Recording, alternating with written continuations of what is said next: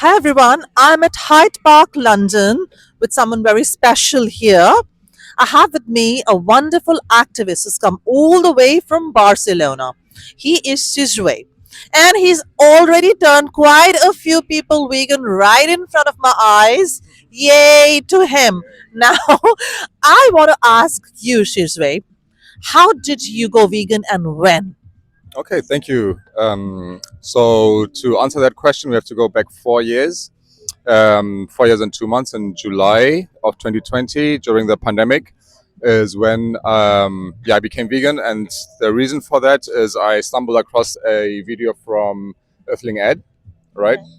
And whilst that did not convince me to go vegan, it got me interested enough to make more research about it, because at that point in time, to be fair, I was one of the people who thought you need meat and stuff like this to be healthy, or milk for your calcium and so on.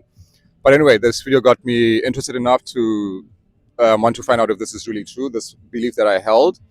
And I made my research, and it's conclusive. You can be totally healthy, if not even healthier, without these products. So 3 days after seeing that video of Earthling Ad, I was essentially a vegan. I stopped to pay for animals to be needlessly killed on my behalf. Yeah. That's amazing. Thanks, Earthling Ed, if you're listening. Yeah. And another thing, how would you even define veganism? Because a lot of people don't understand it. Yeah.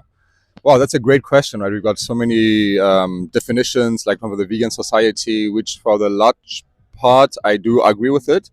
But for me personally, I would define it as just a logical extension of the concept of human rights. So, for all the same reasons we give humans rights, no matter if they have mental disabilities, if they are women or children or black or whatever, for that same reasons, which is just the fact that they can feel and they do not want to be killed, right? We all have an interest in our lives. Those reasons all apply to the animals that we send to slaughter. And to be consistent with my belief in human rights, I also have to afford the non-human animals these rights. And that's how I would define veganism, just as a logical extension of human rights. If you believe in human rights, you should believe in animal rights, and the concept of not needlessly enslaving them, raping them, or even killing them, right? And yeah. So there are two parts to this. First is that you don't have to exploit animals and you shouldn't. And the second thing being it's needless, it's unnecessary, Exactly. which is Yes. what you figured out with your research that it's not needed for nutrition or for any other use Yeah. of humans. It's absolutely a useless activity to exploit Yeah. them. Ah, very good. Thanks for that. Yeah. Now, in this rights issue, you connected it with intersectionality, with rights of humans, black rights, and all of Yes. us are suffering from some or the other Yeah. injustice. Is your family vegan as well? Wow, that's a great question. So, like I said, I became vegan 4 years ago. I discovered veganism through Earthling Ad. Prior to that, I knew of no vegans. So, at the time when I became vegan, nobody in my family was a vegan.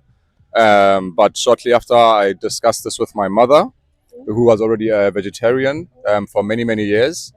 Even though at home we're not vegetarian, every meal had meat in it. Okay. Yeah, that's because of my father, I guess, and the where we came from and everything. But in any case, yeah, I discussed with my mother, explained to her, and she even knew about how the dairy cows are treated, because she, at some point in her life, she was a vet at a dairy farm. So she was like, "Wow, actually, what you're saying, I remember it. Actually, it was not in the front of her mind. She was not realizing that she was paying for that every time she was buying us milk or herself."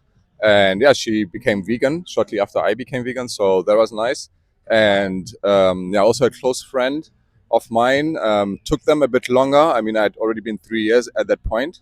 But what's special about them is that they are living in South Africa, right, where we don't have all these vegan options and restaurants and so on. But they recognize that they are against animal abuse, and every time they're paying for animal abuse, they are being animal abusers, and they stopped. And it's been a year, actually, a year and a week since they became vegan last year. So yeah, those are some of the people, but the rest of the family, not so much. Yeah. I expected nothing less from Sizwe because I know family is usually the hardest to convert, isn't it? But daddy, if you're listening, go vegan now, yeah? This is both of us saying. Now, this is activism, isn't it? To teach things to others, and you do it free, you do it from your heart, you do it for the animals. What prompted you into activism?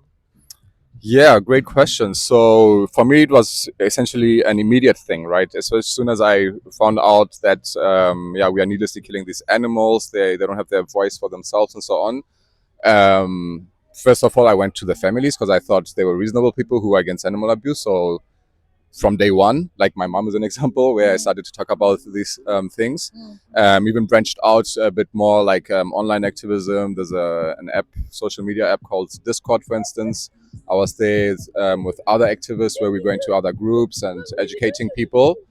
But it was not till very recently, actually, that I started to do street activism, right? So just 2 months ago in Barcelona, there was the Animal Rights March, actually, in Barcelona. And the Barcelona Animal Rights Animal Safe group shared this on Insta and advertised it, and that's how I even learned about them. And I joined them there. So this was my first activism, kind of like offline, and not with the family and friends. And from there, I joined further activities with this animal rights group, like street outreach and so on, which I was just surprised by the positive feedback. And like you were saying, people saying they're going to stop abusing animals on the spot within 5 to 10 minutes of conversation. Yeah. So that was really amazing and made me regret not starting earlier to do the street activism, but better late than never, right? Yeah. So, when you are in Barcelona and compared with London, you've seen both. So, do you feel that there is a difference between the vegan scene there and the activism there compared to here?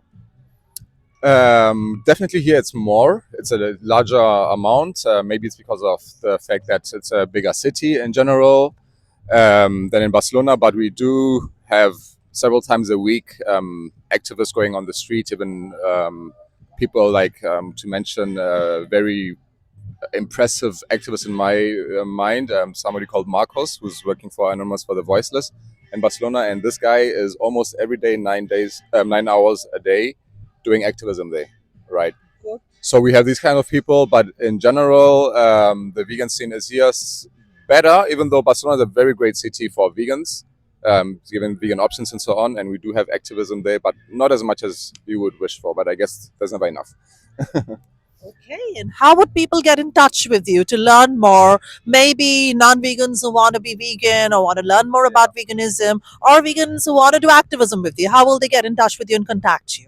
Yeah, so the best method of getting in contact with me would be through Instagram. So there I go by Sizwe, which is my first name. So that's Sizwe, Sizwe, and then ads. So Sizwe.ads is my Instagram handle. And as part of this, what we are doing now, this was a start of a series where I'll also be sharing these conversations where you will be witnessing people going from I won't stop eating meat to I'll stop abusing animals within 5 to 10 minutes. So look out for that. That's coming very soon to my Instagram account. Yeah, that's how best to get hold of me. So get hold of him now. Don't delay. And see you next time. Yeah, thank you so much. Bye. Bye. Go vegan for animals.